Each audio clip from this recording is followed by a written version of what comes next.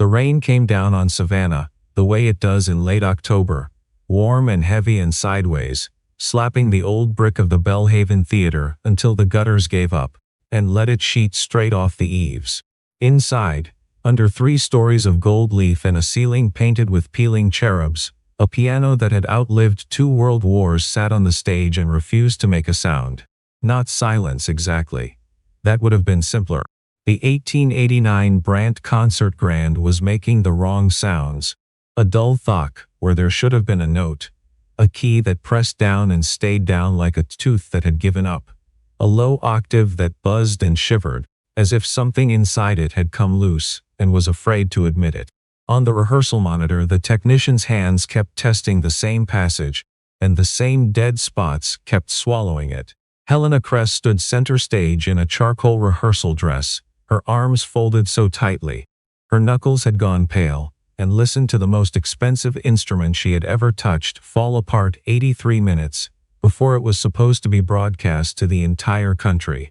She was 39 years old, and she had spent most of those years being told, in the gentle and merciless way wealthy people are told things, that she was not quite a real musician.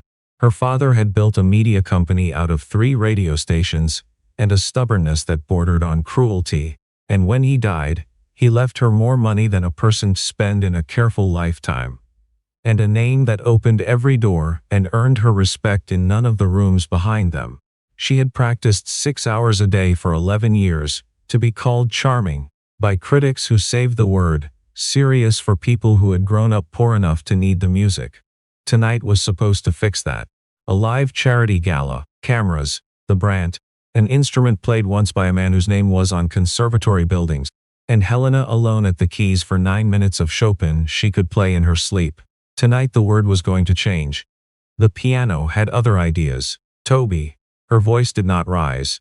It never rose. That was something the money had taught her. Tell me what I'm hearing. Toby Renner was 26, and the theater's staff tuner, and he had the face of a man watching a wave come in that he could not outrun. He'd been under the lid for 20 minutes with a flashlight in his teeth. The action's binding, ma'am. The hammers aren't returning clean, and a couple of the dampers are sticking. It's swallowed. It came in from the restoration house in Atlanta on Tuesday. They did the regulation, the voicing, all of it. It is not perfect now. No, ma'am. Across the stage, Lance Weber was already on his phone. Weber was 44, the gala's executive producer, a man who wore his suits the way other men wear armor, and who had built a career out of making problems become someone else's. He covered the receiver with 2 fingers. The restoration team's in Atlanta. 4 hours, maybe 5 in this rain. They're saying if the action's gone, they'd want to pull it and bring a loaner from the warehouse. That's tomorrow, earliest. There is no tomorrow, Helena said. The broadcast is tonight. Then we use the backup. The Yamaha. In the wings. I am not playing a rental upright on national television for a piece written for a concert grand. She heard how it sounded even as she said it, and she did not care. The Brandt was the point. Take away the Brandt and she was an heiress at a toy. Get me someone who can fix it.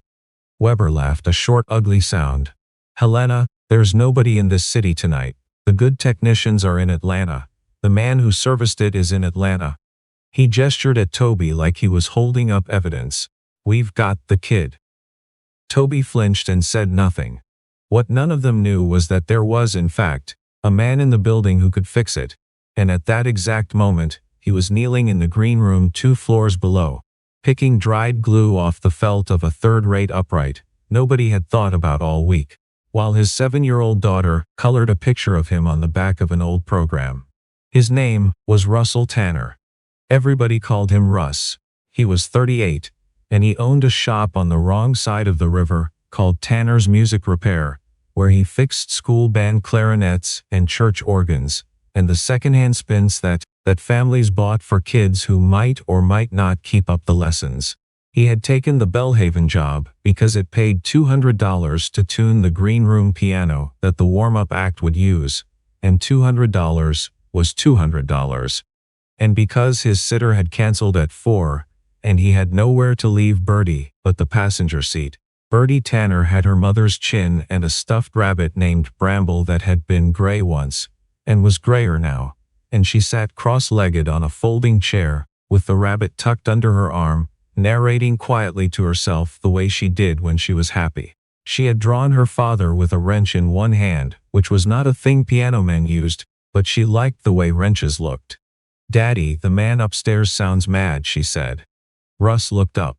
Through the floor and the old ductwork he could hear it too, not words, just the shape of panic, the particular rhythm of grown men running, and under it, faint and ugly, a note that shouldn't have been there. He'd been hearing it on and off for 10 minutes and trying not to. It was the kind of sound that pulled at him, the way a baby's cry pulls at a mother across a crowded room. A wrong sound in a piano was, to Russ Tanner, almost a physical pain. "They've got a big piano with a little problem," he said. "They'll sort it out." But the note came again, and this time he stopped working and listened all the way to the end of it, and he frowned. Because that wasn't a broken piano. He'd have bet the shop on it. That was a frightened one.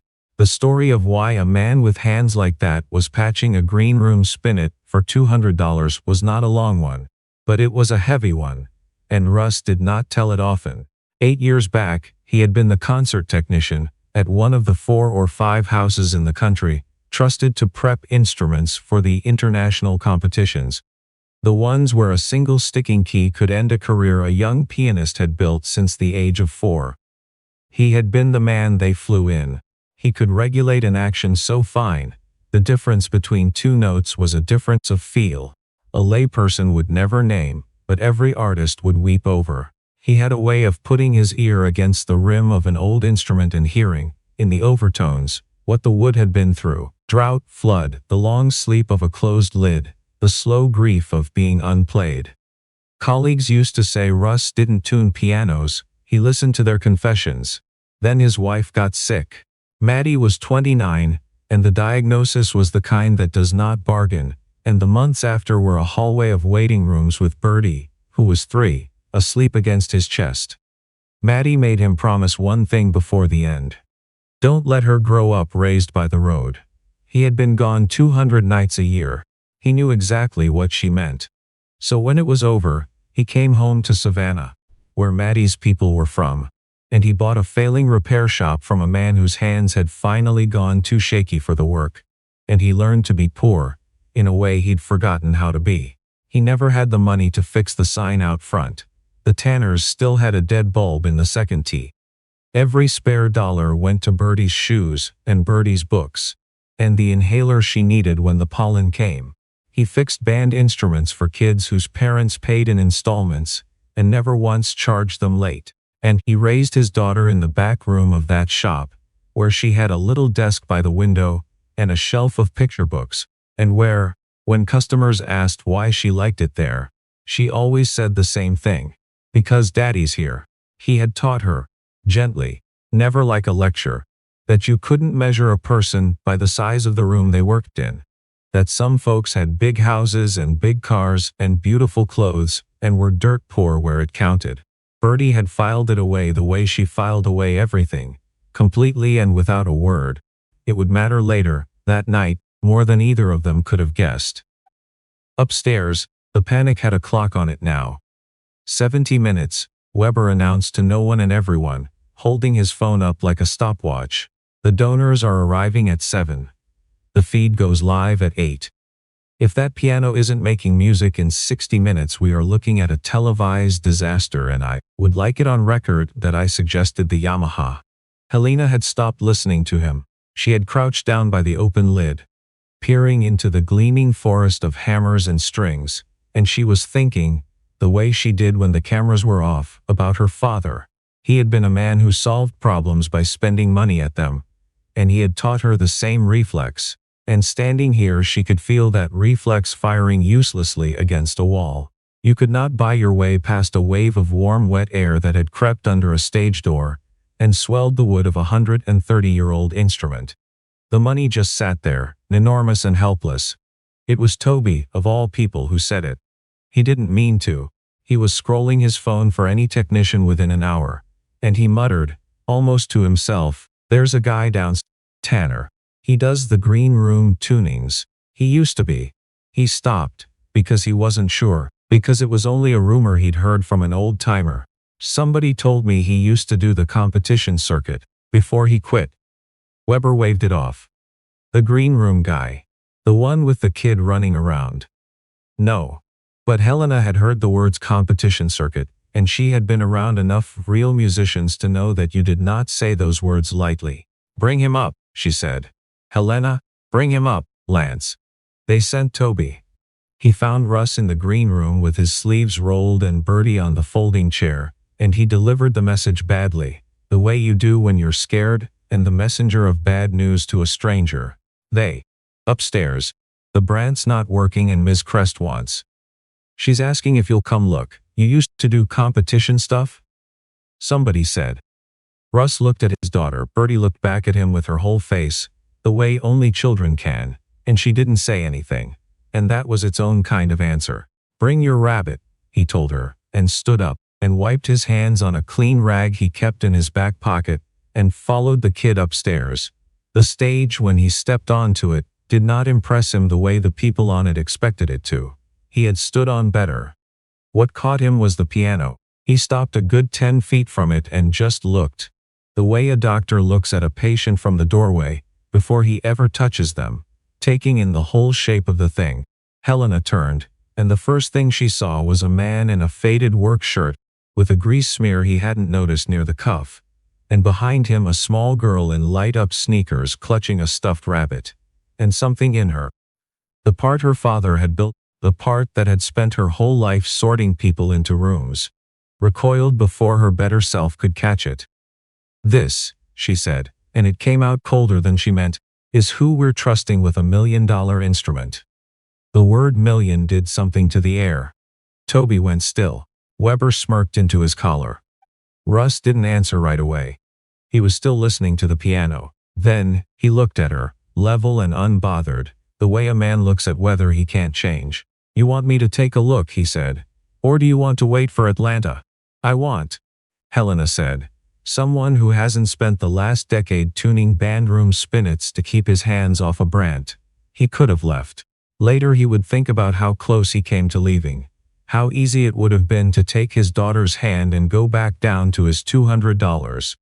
Instead, he just nodded, slow, and let his eyes go back to the open lid where the dead key was still pressed down like a held breath. It's not broken, he said quietly, mostly to himself. It's just scared. It's been trying to tell you that for an hour. Lance Weber laughed out loud at that. Helena did not. She had heard a great many technicians talk about pianos in her life, and not one of them had ever said scared. And somewhere under her pride a small cold thread of attention pulled tight. The clock above the stage door read 58 minutes. Weber decided to make himself useful in the way small men do. He looked down at Bertie, who had drifted to the edge of the stage, and was staring up at the painted ceiling with her mouth open, and he smiled the kind of smile that has a knife folded inside it. Sweetheart, he said, you should sit down off the stage. This is a very expensive piano, not a toy your daddy can practice on. Bertie's face changed. It didn't crumple, she was tougher than that. It just went very still, the way a pond goes still when a cloud crosses it. Her arms tightened around Bramble until the rabbit's ear bent double. Russ heard it. He was halfway to the keyboard and he heard every word of it. And for 1 second something flickered behind his calm that made Toby take a step back. But he didn't go at Weber. He crossed the stage to his daughter instead, and he knelt down so his eyes were even with hers, and he reached out and straightened the bent ear of her rabbit with 2 careful fingers. You don't have to prove anything to anybody in this room, Bird, he said, low, just for her. You know what I can do. That's the only person who has to. But they think you're not good. Her voice was so small it almost didn't carry. He thought about that honestly, the way he always answered her honestly, because she could smell a comfortable lie from across a room. They think a lot of things, he said. In about an hour they're going to think something different. You want to watch? She nodded. The rabbit pressed to her chin. Then go sit in that front chair and watch close, he said. Tell me later what you saw. And he stood up and walked back to the Brandt, without once looking at Lance Weber, and that not looking was somehow worse than anything he could have said. Helena watched the whole thing from 6 feet away, and she felt a slow heat climb the back of her neck that had nothing to do with the stage lights. She had let Weber say it. She had stood there in her charcoal dress and let a grown man condescend to a child. And the child's father had answered with more grace than she could have managed on her best day. And she did not like what that arithmetic added up to about her. 49 minutes, Weber said. Are we doing this or not? Russ rolled a stool to the keyboard and sat. He didn't open a giant case of digital equipment. He set down a small canvas roll of tools, the kind that fit in a coat pocket, a few felt pickers, a regulating tool worn smooth at the handle, a little bottle, a soft cloth, an old brass tuning lever that had clearly been his a long time. Weber looked at the modest kit and made a sound in his throat that was meant to be a laugh and came out closer to a cough. Russ ignored him. He pressed the dead key once, slowly, feeling where it caught. He pressed the buzzing octave. He listened to a damper fail to lift and then lift too late. He put 2 fingers lightly on the rim of the case the way a man might press them to a feverish forehead, and he closed his eyes, and for almost a full minute he did nothing at all but breathe and listen. And the whole stage, despite itself, went quiet around him. Then he opened his eyes. When did this come in? Tuesday, Toby said quickly. From the restoration house. They had it for 6 weeks. And it was kept where before tonight? The climate room downstairs. Sealed. 50% humidity. Held steady. And then, you brought it up here. Russ looked at the open stage door at the back, where the rain was visible in the work lights, blowing in under the warm front that had rolled up the coast all afternoon. Through that today, into a hall with the doors opening for a storm. Toby's face did something complicated. The loading dock, yeah, the doors were open a while. Russ nodded slowly, like a man confirming what he'd already known. So nobody broke it, he said. Somebody just moved a 130-year-old soul from a dry sealed room into a wet one in October, and the wood did what wood always does. It swelled. The action's binding because the parts have grown into each other by a hair. The dampers are sticking for the same reason. That buzz. He pressed the octave again. That's a single damper that's tilted because the felt drank the air and pushed its neighbor. 10 things look wrong to you. He said it without any unkindness at all. But there's only one thing actually wrong. The wood got frightened by the weather, and now it's holding its breath, and every part of town too is holding its breath too, waiting to find out if it's safe. Helena had crouched down again without realizing it. And if you're wrong? He met her eyes, calm. If I'm wrong, you lose 15 minutes and you put the rental in the wings. If you ship it back to Atlanta tonight, you loses everything. Your choice. He let that sit. But I'm not wrong. For the first time, Lance Weber said nothing. It was Bertie in the front chair who broke the silence. She had slipped out of her seat without anyone noticing, the way she did, and she had taken something from the pocket of her overalls, and she walked up to Helena Crest, the woman in the charcoal dress, the woman with more money than the whole block her father's shop stood on, and she held out one slightly fuzzy butterscotch candy in a crinkled wrapper, on the flat of her palm, with both hands. You look scared, Bertie said. This is my last one, but you can have it. Helena Crest, who had been called brilliant and beautiful and lucky and charming, who had been managed and flattered and underestimated by experts her entire adult life, looked down at a butterscotch candy in a 7-year-old's hand, and could not, for the space of 3 full seconds, find a single word. My daddy's gonna fix it, as if this were obvious. He just doesn't have a fancy place to work. Weber, helpfully, opened his mouth. Honey, that's very sweet, but, Lance. Helena did not look at him. She reached out and took the candy from the child's hand, carefully, the way you accept something that matters. Thank you, she said to Bertie. That's very kind. And then, because she was not entirely the person her father had built, she added, quietly, I'm sorry I was rude to your dad. Bertie considered this with the seriousness of a judge. You should tell him that, she said, and went back to her chair, and tucked Bramble under her chin, and watched. The clock said 41 minutes. Russ worked. He did not rush, which was its own kind of agony for everyone watching. He worked the way water finds the low ground, steady and inevitable, and Toby found himself drifting closer until he was practically at the man's shoulder, watching hands that moved with a fluency he had only ever read about. Russ eased the binding parts apart by feel, a fraction at a time, never forcing, talking low to the instrument or to the boy or to no one. He warmed his small bottle in his hand and touched the smallest amount of treatment to the swollen felt of the worst damper, then waited, actually waited, while the seconds bled away, because the wood needed the time and you could not bully time. You're not regulating the whole action, Toby breathed. Don't have to. Don't want to. Russ didn't look up. Whoever did the regulation in Atlanta did it right. I touch all of it. I undo good work and I make new problems. You fix what's wrong and you leave what's right alone. That's most of the job, son. Knowing what not to touch. He found the tilted damper, the one true fault under all the noise, and he corrected it with a movement so small that Weber, watching, would have sworn the man hadn't done anything at all. He eased the sticking hammers until they returned clean. He coaxed the dead key, the held breath, until it rose finally on its own. 28 minutes. He sat back. He played a slow scale up the keyboard, both hands, listening, and 3 notes in the buzz was gone. And the dead spots were gone, and the old Brant spoke, in a voice that filled the whole gilded hall, and rolled up to the peeling cherubs on the ceiling. It was not the sound of a machine that had been repaired. It was the sound of something that had been afraid and was no longer afraid. Nobody moved. Then, Russ did a thing that surprised even Helena. He stood up, and he stepped back, and he gestured at the stool. She's ready to listen now, he said. But she's not mine to play. You should be the one to find out if she trusts you. Helena Crest sat down at the piano. She put her hands on the keys of an instrument that had tried to die an hour ago, and now sat warm and willing under her fingers, and she played the opening of the nocturne. The 9 minutes she could play in her sleep. And her eyes filled and she let them, because for the first time all night, the instrument was not fighting her. It answered.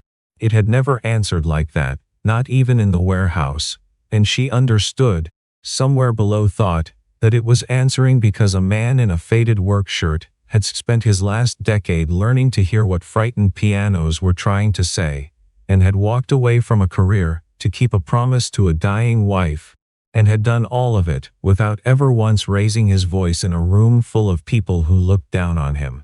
She stopped after a single line. She turned on the stool, and before she could speak, Lance Weber clapped his hands together and announced, to the half-dozen crew who had gathered in the wings, "Crisis averted, people. The restoration team talked us through a quick fix. Let's reset for doors." The lie was so smooth and so fast, accepted the way lies do. Russ said nothing. He was already gathering his small roll of tools. He had not done it for the credit. He had done it because a wrong sound hurt him, and a right sound healed him, and the rest was somebody else's theater. But Helena Crest had spent her whole life watching people take credit that wasn't theirs, and watching herself stay quiet while they did it, because that was how the rooms worked. And she found that tonight, with a butterscotch candy still in her closed hand, she could not do it one more time. The doors opened at 7, the hall filled with donors in dark suits and good dresses, smelling of rain and expensive wool. At 8 the lights came up and the cameras went live, and Roland Pike, the foundation's 70-year-old board chairman, who had told Helena flatly on the phone at 6 that a failed broadcast would be the end of the conversation about whether she was serious, sat in the front row with his hands folded, waiting to be proven right about her one way or the other. Helena walked to the microphone in her concert gown. The room quieted. Somewhere in the wings, a man in a faded work shirt stood with his daughter's hand in his, planning to slip out the side once she'd started playing, because galas were not for people like them. "Before I play," Helena said, "I have to tell you the truth about tonight, because I'm tired of the other thing." In the front row, Roland Pike's eyebrows lifted. In the wings, Lance Weber went the color of wet paper. "An hour ago this piano was dead," she said. "Not metaphorically. It would not make music. And the people I pay to handle these things told me it was over, that we should ship it back and apologize to all of you. There was one man in this building who disagreed. She found him in the wings, found the small girl beside him, and she did not look away. He runs a little repair shop on the other side of the river. Tonight, he's here because somebody hired him to tune the warm-up room for $200, and he couldn't find a sitter for his daughter.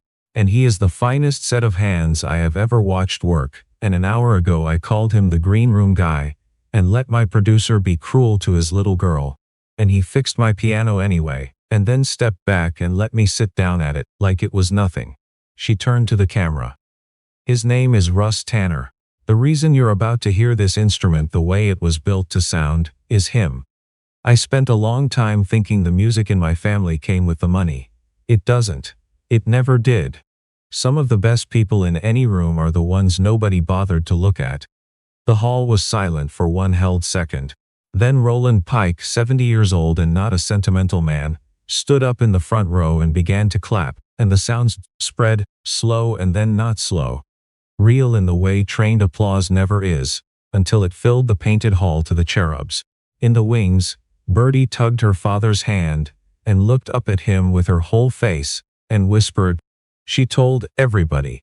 And Russ Tanner, who had not cried in front of his daughter since the worst year of both their lives, had to look at the ceiling for a moment before he could trust himself to look down at her.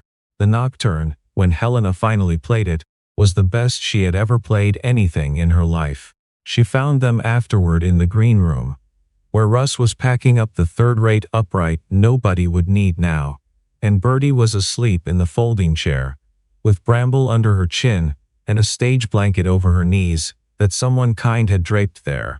Helena crouched down first by the sleeping child, the way Russ himself would have, so that if Bertie woke she would not be looking up at a tall woman in a gown, but across at a face her own height. The girl stirred and blinked. I owe you an apology before I owe your dad one, Helena said softly. I let a man be unkind to you and I'm the grown-up who should have stopped him and I didn't. I'm sorry. You were braver in that room than I was. Bertie thought about it. Do you still think Daddy's shop is the wrong side of the river? Helena looked around the little green room, at the man quietly coiling his cloth, at the drawing of him with a wrench that had fallen out of Bertie's pocket and lay on the floor. I think, she said, is wherever I was standing tonight, before he showed up. Bertie nodded, satisfied, and pulled Bramble closer, and watched the rest with one eye. Helena stood and turned to Russ. She did not make excuses. She did not blame the storm or the deadline or Weber.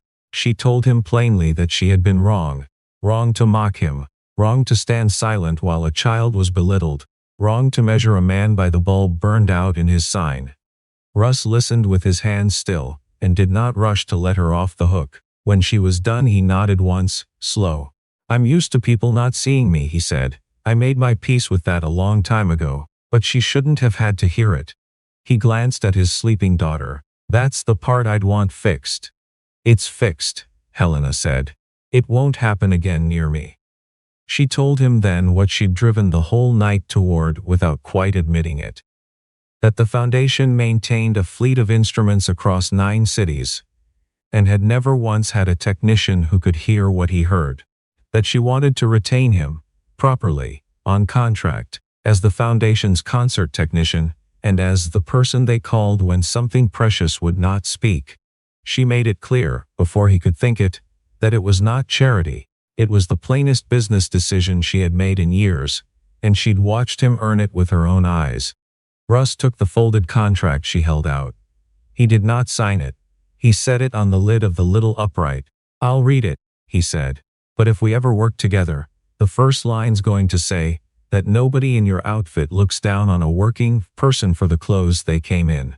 He looked at her steadily, especially not in front of a kid. Helena smiled then, a real one, small and unrehearsed, the kind she hadn't worn since before the money meant anything. That won't be a problem. Bertie, who had been pretending to sleep for at least a minute, sat up with Bramble clutched to her chest and looked very seriously between the two adults. Do you know how to fix pianos? She asked Helena. Not even a little, Helena admitted. Bertie nodded gravely. You can learn from my daddy, she said. But you have to actually listen to him. That's the hard part, Russ laughed, low and surprised, and it filled the small room, and Helena found herself laughing too, in a way she could not remember doing in a very long time. In the months that came after, Tanner's music repair changed, but not the way a person might expect. The dead bulb in the sign got fixed at last. Bertie insisted, but the sign itself stayed, faded and crooked and Russ's. A second workbench went in, and a real climate room, and concert grands started arriving on careful trucks from cities Russ had once flown to and never thought he'd touch again. But he still tuned the middle school band's beat-up clarinets, and he still let the families pay in installments, and he still drove out twice a year to adjust the wheezing organ at the little church that had no money to pay him at all. Bertie got a new shelf by her desk, taller, with books about pianos and birds and the planets, and at the very top, framed, was her drawing of a man holding a wrench, because nobody had the heart to correct her about the wrench. One afternoon a man in a tailored coat came in off the street, looked around the modest shop with open doubt, and asked if this was really the place that serviced concert instruments now. Before Russ could answer, Bertie looked up from the book she was reading at her little desk, hugged Bramble a notch closer, and answered for him in a voice that left no room for argument. My daddy doesn't need a fancy place to do what nobody else can do. Helena, who had stopped by under the thin excuse of checking on a fleet instrument and was leaning in the doorway with a paper sack of butterscotch candies for the girl, heard every word of it and said nothing, and smiled to herself in the warm light of the wrong side of the river, where some of the best hands in the world were quietly at work, waiting, the way they always do, for the world to finally have no choice but to look up and see them.